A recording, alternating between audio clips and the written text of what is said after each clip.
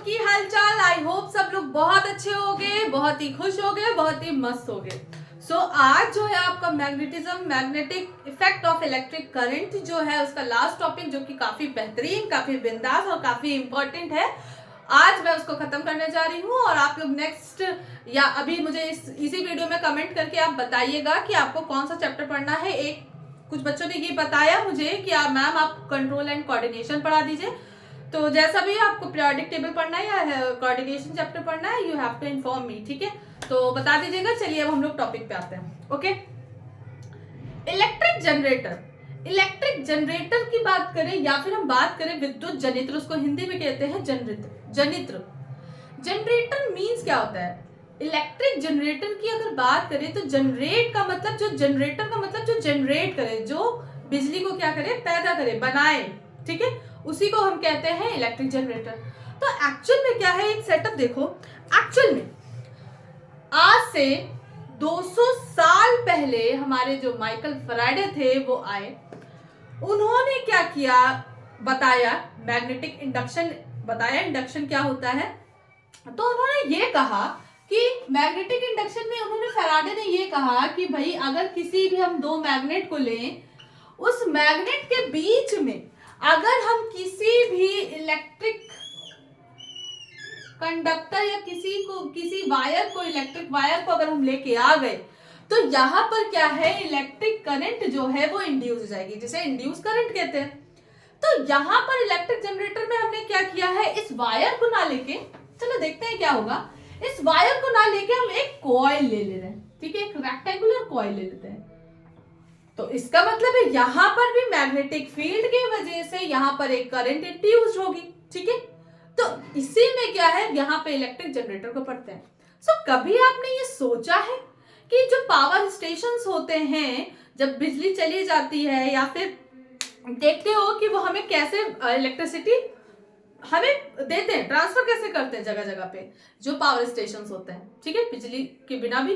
तो कैसे, एक्चुअल में आपको मालूम है कि उन पावर स्टेशन में अगर आप पता करोगे तो बहुत बड़ी सी टरबाइन लगी होती है। क्या लगी होती है? बहुत बड़ी सी टरबाइन। अब इस टरबाइन में अगर इलेक्ट्रिसिटी जनरेट करनी है तो इसका मतलब इस टरबाइन को घुमाना पड़ेगा। इट मींस इसमें मैकेनिकल एनर्जी देनी पड़ेगी, ठीक है। मैकेनिकल एनर्जी देंगे तब वो इलेक्ट्रिसिटी को, यानी कि इलेक्ट्रिकल एनर्जी में कन्वर्ट करेगा। लेकिन इस टरबाइन को घुमाने के लिए देखो दो तीन रास्ते हो सकते हैं। या तो इसमें बहुत ज्यादा वाटर का फ्लो हो, यानी कि हम कोई डैम ले, डैम की ऊंचाई से वाटर का फ्लो होता है, वो टरबाइन घूमने लगे तो इलेक्ट्रिसिटी को जनरेट करेगा। या फिर इस टरबाइन को किसी भी विंडमिल में लगा दे और हवा के सहारे वो क्या है, विंडमिल घूमेगी और वो हमें इलेक्ट्रिसिटी देगा। लेकिन इसके अलावा भी एक चीज हो सकती है कि हाँ, अगर किसी कॉइल को अगर हम किसी स्ट्रॉन्ग मैग्नेट्स के बीच में रख देते हैं तो वो भी इलेक्ट्रिसिटी प्रोड्यूस करेगा। लेकिन कैसे? इसका मतलब इस कॉइल को भी लगातार घूमते रहना होगा, क्योंकि वो जब रोटेशन करेगा, रोटेशन मतलब, रोटेशनल का मतलब है, यहाँ मैकेनिकल की बात कर रहे हैं, इट मींस मैकेनिकल एनर्जी यहाँ पे कन्वर्ट करेगा किसमें, इलेक्ट्रिकल एनर्जी में, ठीक है। तो चलिए देखते हैं क्या होता है।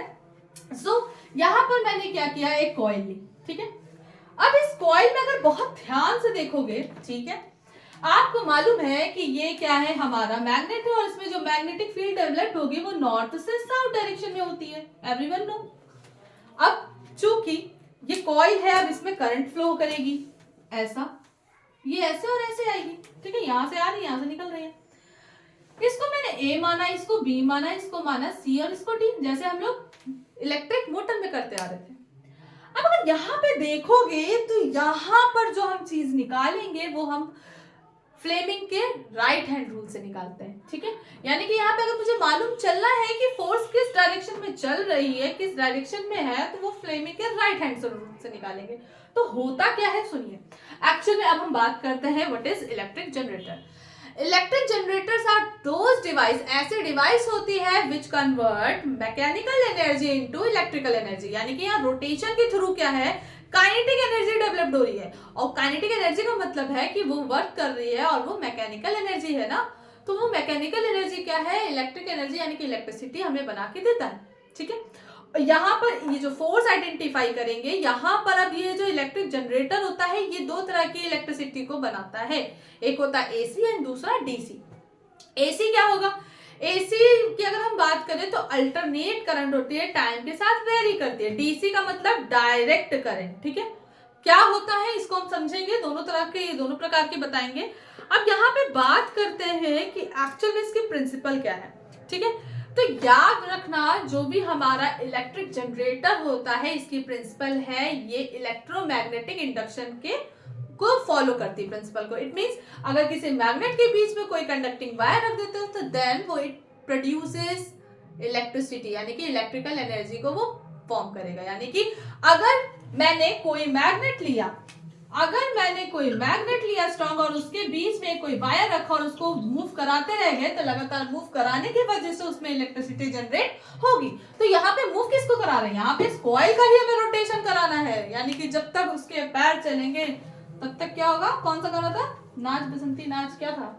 जब तक तेरे पैर चलेंगे तब तक इनकी जान बची रहेगी, ऐसा कुछ था ना।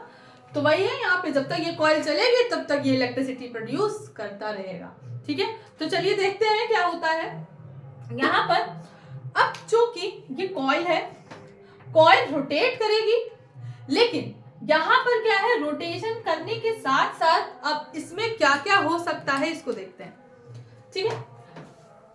अब इसमें करंट फ्लो कर रही है, मैग्नेटिक फील्ड मालूम है, लेकिन फोर्स किस डायरेक्शन में लग रही है ये हम आइडेंटिफाई करते हैं फ्लेमिंग के राइट हैंड रूल से। राइट हैंड रूल क्या कहता था? आप अपने फिंगर्स, फोर फिंगर, थंब और मिडिल फिंगर, इन तीनों को ऐसे लो कि तीनों एक दूसरे के परपेंडिकुलर हो। ये जो फोर फिंगर है ये हमारी मैग्नेटिक फील्ड को दर्शाती है, ये जो हमारी मिडिल फिंगर है ये इंड्यूस इलेक्ट्रिसिटी, इंड्यूस करंट को बताएगी, और ये जो है उस पर लगने वाली फोर्स, यानी कि किस दिशा में रोटेट कर रहा है। तो फॉर एग्जांपल ये मानो कि यहाँ पर हमारा जो ये कॉइल है वो मान लो इस डायरेक्शन में, क्लॉकवाइज डायरेक्शन में रोटेट कर रहा है। देखते हैं क्या होता है, फिर देखते हैं डायरेक्शन किस जगह पे लग रही है। फ्लेमिंग के अनुसार इस फिंगर को हम कुछ ऐसा करेंगे, ठीक है। ये हमारा इलेक्ट्रिसिटी है, ये हमारा मैग्नेटिक फील्ड है, तो इसका मतलब यहाँ पर जो फोर्स लग रही है वो इनवर्ट लग रही है, ऊपर की तरफ लग रही है, ठीक है ना। फोर्स यहाँ लग रही है, ओके। अब यहाँ पे तो पैरेलल हो गए, इसकी तो बात ही नहीं करेंगे, पता ही है। अब यहाँ पर क्या होगा, ये अब कुछ ऐसे जा रही, इधर नहीं कर सकते ना, मैग्नेटिक फील्ड इधर है ना, तो ये ऐसे गई। अब ये ऐसे जाने का मतलब क्या है इसको समझो। इसको ऐसे जाने का मतलब ये है कि ये करंट तुम्हारी ये है, मैग्नेटिक फील्ड ये है, तो फोर्स क्या है, अंदर की तरफ, नीचे की तरफ लग रही है। कैसी लग रही है? डाउनवर्ड डायरेक्शन में, ठीक है। सो चूंकि ये जो है अपवर्ड डायरेक्शन में है, ये डाउनवर्ड डायरेक्शन है, इसी वजह से क्या है, ये कॉइल क्या है, रोटेट करेगी, ठीक है। एक ऊपर की तरफ लग रहा है, एक नीचे की तरफ, तो ये कॉइल क्या है, रोटेट करेगी। लेकिन होता क्या है एक्चुअल में, ये जब कॉइल रोटेट करती है तो अगर आप देख रहे हो रोटेट करने के बाद ये जैसे तुम्हारा ए बी है, ठीक है, ये रोटेट की, अभी इसमें अपवर्ड लग रहा है, जैसे ही ये यहाँ पर आती है 180 के बाद तुम लोग देख रहे हो ये वापस से इसका बिहेवियर चेंज हो रहा है। इट मींस ये जो ए बी है वो अब यहाँ पर आ गई, जिसमें कि अब जो फोर्स तुम्हारा ऊपर की तरफ लग रहा था ये नीचे की तरफ लगता है, और इसमें क्या है, फोर्स वो ऊपर की तरफ लगेगा, यानी कि इनवर्ड। यानी कि यहाँ पर करंट अगर देख रहे हो तो जैसे ही ये घूमेगी फिर करंट की डायरेक्शन चेंज हो जाएगी, यानी कि ए बी में फिर क्या है, जो ये नीचे की तरफ आ रही है यहाँ पर ए बी में आते समय नीचे की तरफ हो जाएगी, और इधर क्या है, करंट ये जो है बदलती रहती है। यानी कि इसमें, इस केस में क्या है, करंट की डायरेक्शन बदलती रहती है, क्योंकि करंट बदलेगी, रोटेशन आपका बदल रहा है तो डायरेक्शन भी चेंज होगी। तो जैसे ये हाफ सर्कल में आता है इसकी करंट की डायरेक्शन चेंज आती है, इसका मतलब यहाँ पर जब ए बी कॉइल आएगी तो उसमें जो है करंट नीचे की तरफ बहेगी और इसमें करंट ऊपर की तरफ। बात समझ में आ रही है? सो अब ये रोटेशन अगर ऐसे ही होता रहेगा, खुद ही सोचो, अगर ये कॉइल हमने ऐसे ही लगा दिया और इसको एक सिंपल एक सर्किट से जोड़ दिया, तो अगर ये कॉइल घूमती रहेगी तो खुद ही देखोगे ये तार आपस में उलझ जाएंगे। तो इस समस्या को दूर करने के लिए ये कॉइल जो है आपस में उलझ जाएगी। अब ये कॉइल आपस में ना उलझे, इस समस्या को दूर करने के लिए, और अगर ये कॉइल उलझ गई तो फिर हमारा सर्किट जो है वो टूट जाएगा। तो ये समस्या ना हो, इस समस्या को सुलझाने के लिए क्या किया गया, इनके बीच में एक रिंग लगाई गई, ठीक है। इनके बीच में एक रिंग लगाई गई जिसको बोलते हैं स्लिप रिंग। क्या बोलेंगे इन रिंग्स को, क्या बोला जाता है? Slip ring. ठीक है,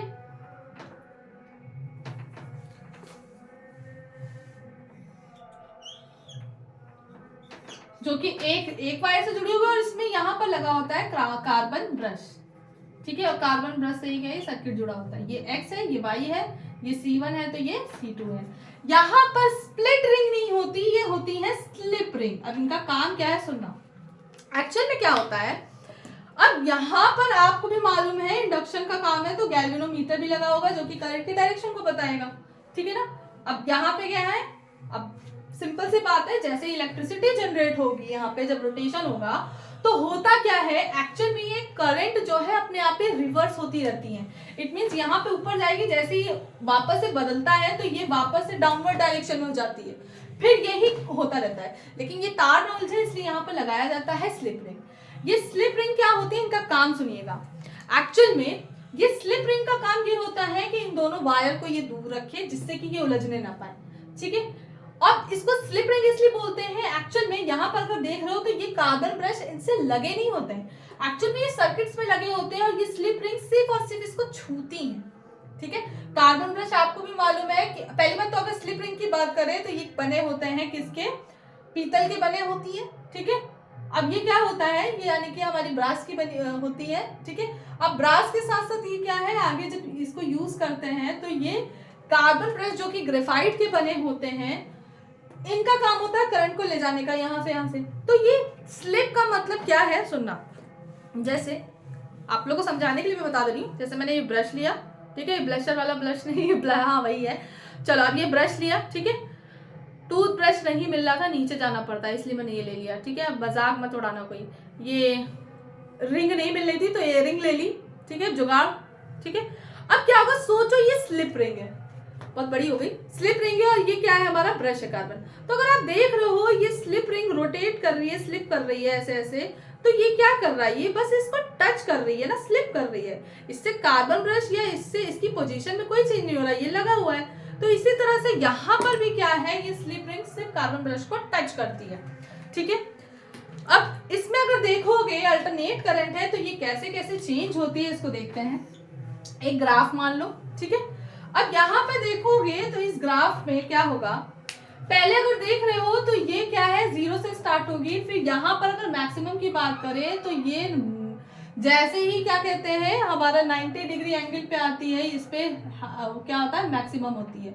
ठीक है, फिर जैसे ही 180 पे आएगी ये कम हो जाएगी। कैसे सुनना, क्या होगा, एंगल 0 है, जैसे 0 से स्टार्ट हुआ ऊपर ऊपर ऊपर ऊपर होते होते 90 डिग्री पे क्या है, ये मैक्सिमम हो जाएगी क्योंकि यहाँ पर फोर्स ज्यादा लग रही है। फिर आप जब नीचे देख रहे हो, नीचे नीचे जाते जाते जब पूरा 180 क्रॉस कर लेता है तो यहाँ पर क्या है, मैंने बोला ना करंट रिवर्स हो रही है, तो यहाँ पर क्या है, इसमें नीचे की तरफ फोर्स लग रहा है, उसमें ऊपर, तो ये क्या करता है, फिर से वापस से क्या है, करंट जो है रिवर्स होने लगती है। यानी कि यहाँ AB में जो ऊपर इनवर्ट की तरफ फोर्स लग रही थी, करंट बह रही थी, वो डाउनवर्ड में चली जाती है। इसी वजह से इसको अल्टरनेट करंट कहते हैं। फिर 180 के बाद से जैसे ये 270 पे आता है तो 270 पे आते आते ये फिर नीचे चला जाता है, और फिर उसके बाद ये ऐसे ही करता रहता है। तो इस तरह से ये चलती है। ठीक है, क्लियर, समझ में आ रहा है। तो फ्लेमिंग के राइट हैंड रूल से क्या है, इसको आइडेंटिफाई कर लेते हैं। कोई प्रॉब्लम है? ठीक है, अब आगे की बात करते हैं। सिंपली ये हमारा AC के लिए था। अब DC में क्या करते हैं सुनना। फॉर द DC में क्या होता है, यहाँ पर थोड़ा सा चेंजेस होते हैं क्योंकि वहां पे मुझे डायरेक्ट करंट चाहिए। तो होगा क्या, सब कुछ वैसे ही होता है, लेकिन आप देख रहे हो तो यहाँ पर करंट का नेचर रिवर्स हो रहा है, वहां पर करंट रिवर्स नहीं होती। एक्चुअल में मतलब कि करंट का रिवर्स का मतलब है यहाँ पे फोर्स चेंज हो रही है। यहाँ पर क्या है कि स्लिप रिंग की जगह पे लग जाती है स्प्लिट रिंग, जो कि किसमें होता था, हमारा मोटर में होता था, याद है ना, किसमें होता था, हमारा मोटर में। अब ये क्या करती है स्प्लिट रिंग, सुनना, ये जो स्प्लिट रिंग होती है, स्प्लिट रिंग का क्या काम होता है आपको मालूम है। यहाँ पर भी सेम वही चीज होगी, ये कॉइल है, जैसे इलेक्ट्रिसिटी जनरेट करेगी तो इसमें रिवर्स नेचर आएगा। अब ये क्या करता है, आपको याद होगा, तो जैसे ही नीचे करंट आएगी तो इस स्प्लिट रिंग का क्या काम होता था, जैसे ही इस करंट के कांटेक्ट में आती है तो ये जस्ट और ये याद रखना अल्टरनेट होते रहते हैं, एक इस पे टच होगा तो ये दूसरी बार में। जब पहला राउंड करके इधर से आती है तो ये क्या करती है, स्प्लिट रिंग इस करंट को रिवर्स कर देती है, और इस रिवर्स करने के चक्कर में क्या होता है, ये कॉइल एक ही फोर्स में क्या घूमती रहती है, और घूमने की वजह से यहाँ पर जो हमारी करंट डेवलप्ड होती है वो डीसी होती है। तो सब कुछ वैसा ही है, प्रिंसिपल इसकी सेम है, कंस्ट्रक्शन सेम है, सब कुछ वैसा ही है, बस यहाँ पे स्लिप रिंग की जगह पे हमें स्प्लिट रिंग रखनी पड़ेगी, ठीक है ना। और स्प्लिट रिंग याद है ना क्या क्या होती थी, पी और क्यू, ठीक है, उनका काम क्या होता था, करंट को रिवर्स करने का। It means as a commutator की तरह ये क्या करती है, वर्क करती है। तो सेम कंडीशन वही होगी, फोर्स इधर लगेगी इधर, लेकिन यहाँ पे जब नीचे लग रही होती, करंट रिवर्स आ रही होती सीधे सीधे, तो ये क्या करती है, उस करंट को वापस उसी डायरेक्शन में भेज देती है, रिवर्स कर देती है। इसीलिए एक चक्कर लगाती रहती है, करंट जो है अल्टरनेट ना होके डायरेक्ट होती रहती है। बात समझ में आई? अच्छा, इसमें भी क्या है, यहाँ पे अगर देखोगे तो स्प्लिट रिंग भी क्या है, ब्रास की ही होती है, ठीक है। अब ये ब्रास क्यों यूज किया जाता है, बात सुनिए। ब्रास की अगर बात करें तो ये क्या कहते हैं ना, यूज करते हैं क्योंकि बहुत सारी चीजों में यूज किया जाता है ब्रास में। और स्प्लिट में क्या है, ब्रास में होता क्या क्या है, पहली चीज तो कॉपर होती है, और कॉपर आपको मालूम होगा गुड इलेक्ट्रिसिटी होती है, conductor, good conductor of electricity होता है। तो ब्रास की अगर बात करें तो ब्रास जो है एलॉय होता है, यानी कि मिश्र धातु है, ठीक है। और इस ब्रास में क्या होता है, यानी कि पीतल में क्या होता है, दो चीजें होती हैं, पहला हमारा कॉपर होता है और इसमें दो जिंक, इन दोनों का मिश्रण ही क्या है, पीतल को बनाता है। तो ये चीजें याद रखना, ये एलॉय होता है, क्या होता है, एलॉय। एलॉय को क्या कहते हैं हिंदी में, मिश्र धातु, मतलब ऐसी धातु जो दो से या दो से ज्यादा धातुओं से मिलकर बनी हो, मिश्रण हो, ठीक है। तो सारी चीजें वही सब है। तो यहाँ पर जो ग्राफ मिलेगा, क्योंकि यहाँ पर सेम है, तो ये नीचे की तरफ ना जाके ये हमें ग्राफ कैसा मिलेगा, सेम डायरेक्शन में जाना ना, रिवर्स नहीं हो रही ना करंट, सेम ही कॉइल का जो है वो सेम ही घूम रहा है ना, तो ये क्या है, सेम टाइप का देगा, ठीक है। बात समझ में आ रही है, कोई दिक्कत है? तो अगर ग्राफ पूछा गया तो एसी करंट का ऐसा बनेगा और डीसी का क्या बनेगा, ऐसे। अब एक क्वेश्चन बहुत पूछा जाता है एमसीक्यू में कि जो आपका पावर स्टेशन से, पावर हाउस से जो घर में इलेक्ट्रिसिटी जाती है वो एसी होगी या डीसी। तो याद रखिएगा एसी लिया जाता है, क्योंकि एसी हमारे लिए ज्यादा बेनिफिशियल है, ठीक है ना, टाइम के साथ वेरी करता है तो वो ज्यादा हमारे लिए सही होता है, ठीक है। अगर डीसी हमको झटका लग जाए, डायरेक्ट करंट है, टाइम के साथ वेरी कर रहा, तो चिपक गए ना तो बेटा, तो चिपकते ही रह जाओगे।